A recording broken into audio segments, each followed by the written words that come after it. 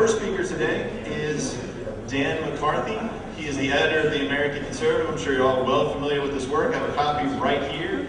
Cannot recommend this enough. So if you do not currently subscribe to the American Conservative, do not read their stuff, talk to Dan. He'll be glad to help get you signed up. This is absolutely essential reading for those in the liberty movement, and you will find it constantly packed with very good information. So let's get him up right now. Ladies and gentlemen, Dan McCarthy.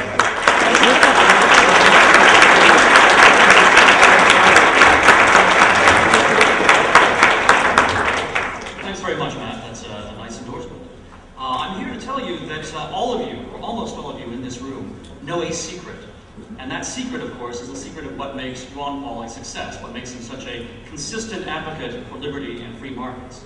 Most of you have probably heard, at least the word Austrian economics. You're aware that there is a school of thought and a tremendous intellectual tradition out there which teaches the fundamental logic of human action. This tradition goes back to the 19th century, and in the 20th century, some of the most glowing names in the economics field are associated with it. Above all, Ludwig von Mises, Friedrich von Hayek, and of course, Murray Rothbard. Well, today I'm here to wish to introduce to you the heir to this wonderful tradition, Mr. Joseph Salerno, Dr. Joseph Salerno, who is a professor of economics at Pace University and is the academic vice president of the Ludwig von Mises Institute. He truly is continuing the great work of Mises and Rothbard in the 21st century and is invaluable to this movement. He is here to tell you about the true workings of the Federal Reserve and central banking.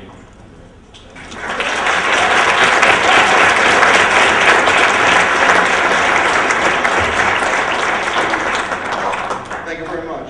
I had sort of a lot of pictures, funny pictures to present, but as you can see, it's now an impossibility. So it's only going to be about 5 minutes long. But I actually will have to read from my cell phone at one point. Sort of a funny executive order passed by FDR. Okay, let me just start with the basics of the Federal Reserve, what it is, what it's not, and then I want to talk about some of the myths that have grown up about it, or around it, and that have been promoted, of course, by the Fed itself.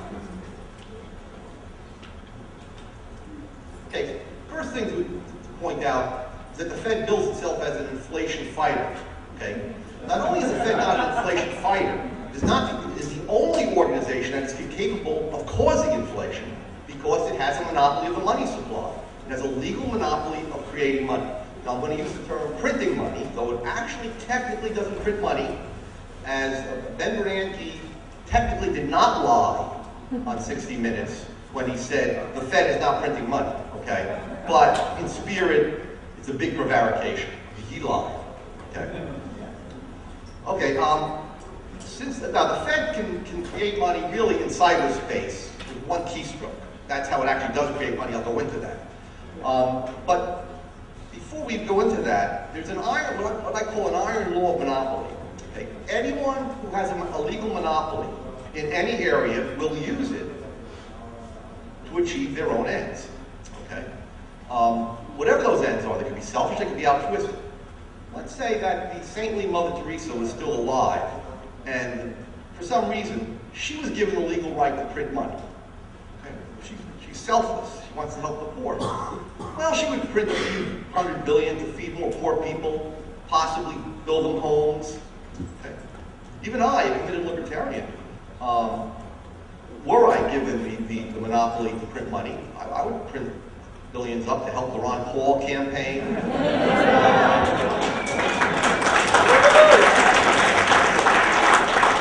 Set up a free market university with myself as president, with a dignified salary, of course. But regardless of the motives of those in charge of the monopoly of money, the effects will always be the same. Rising prices, a redistribution of wealth from those who do not get the money early on and have to pay the higher prices for a while, to those who get the money first, and to the money printers themselves, of course. In the real world, okay, let's get away from fantasy. In the real world, if anyone did what the Fed did, they would be arrested and prosecuted for counterfeiting. Okay. In fact, during World War II, both the British government and the German government tried to steal each other's money printing plates. so that they could print up money, drop it over the country, and destroy the currency. The United States had plans to do this in the Vietnam War. They never came to fruition. That is to reproduce perfectly North Vietnamese currency notes and shower them on the countryside, which is, of course, what Ben Bernanke is doing now, helicopter Ben. So, something else to keep in mind. Inflation is not the result of monopoly pricing by business. It's not the result of greedy wage demands by unions.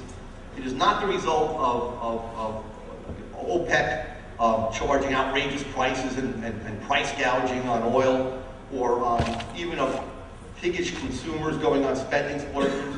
That's all a smokescreen by the Fed, okay? There is one and only one cause of inflation, and that is the power to expand the money supply. And where does that power lie? Legally with the Fed. So the Fed is not an inflation fighter, it is an inflation creator, always and everywhere.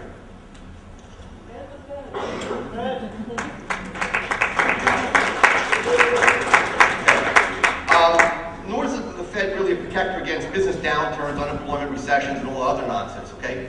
In fact, in the course of printing new money, they distort interest rates. And that creates paper profits, and it creates false capital gains that make people allocate or make investments in wrong areas that later have to be liquidated. It also causes the creation of jobs doing the wrong things. So, recessions are the free market striking back, the invisible hand striking back against government and trying to rearrange resources and workers so that they best serve the demands of consumers. But ultimately, it is caused by inflation. Let's talk about some other myths about the Fed. Now, the Fed claims that it has performed well in preserving the value of our dollar. Okay, if you had a dollar in 1913, it would take you $22.67 to buy the same thing today that could have been bought with $1 then. That means that our dollar is in effect worth 5 cents, okay, based on the 1913 dollar. We went up the gold standard in 1933, so let's take that point. From that point forward, the dollar has lost 94% of its value. It's now worth 6 cents from 1933. And here's what I want to just quickly read something from my cell phone. The executive order taking us off of the gold standard.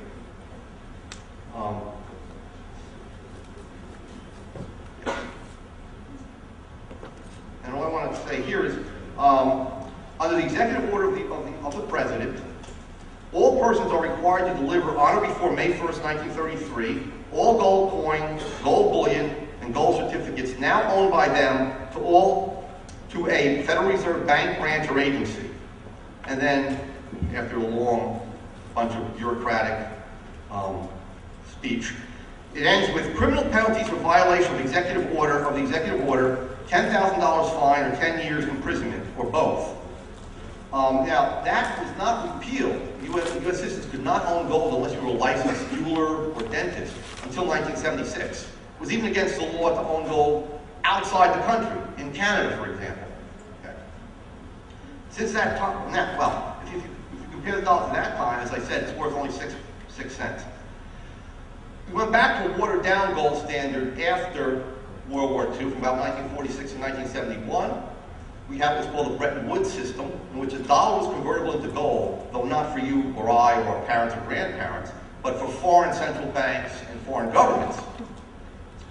Because the U.S. government then had the right to inflate, because the dollar now is the only currency convertible into gold, foreign governments would then accept those dollars as if they were gold. So there was no reason for us not to continue to run deficits and finance them by monetizing the debt. And that's what we did during the 60s, to pay for the war and poverty and the war in Vietnam, both of which were monstrous wars. Well, what happened? Of course you know what happened. Prices rose tremendously in the U.S. compared to Europe, so that the Germans, the French, and other countries demanded that their dollars that they were accumulating in their central banks be redeemed in gold. We blackmailed the Germans into withdrawing their demands by claiming that, well, you know, we might have to remove our nuclear umbrella, protect you against the Russians if you don't withdraw your demands. The French, on the other hand, thumbed their noses. They dropped out of NATO. They started their own nuclear force. Okay? However, even the U.S. with all its power couldn't prevent the run on gold. So that in 1971, in the last 2 weeks before Nixon closed the gold window, we would have run out of gold in 2 weeks. Okay, we had gone from $25 billion worth of gold in the 1950s down to $9 billion. Since that time, the prices have increased by about 5 times. Okay, a dollar today is worth only 19 cents of what it was in 1971. Finally, let's take the high tide of central banking. Now, Bernanke, in a speech in 2004, claimed that central banks had solved the problem of inflation and recession, and he called it the Great Moderation. And this took place, allegedly, between 1984 and 2005. So let's give him that period of time. The dollar lost half its value during that time. And this is after the central bank supposedly had finally figured out how to run things, okay, in the beginning of 1984. So the dollar was worth 48 cents in 2005 compared to its 1984 value. This is hardly a good job. I need not emphasize that. In fact, if you look at 1914, we had $11 billion in the money supply, in checking accounts and currency. That has grown from 11 billion until today. We have $10 trillion in the money supply. Okay, the money supply has increased 900 times. Okay, in percentage terms, that's about 90,000%. How did it increase?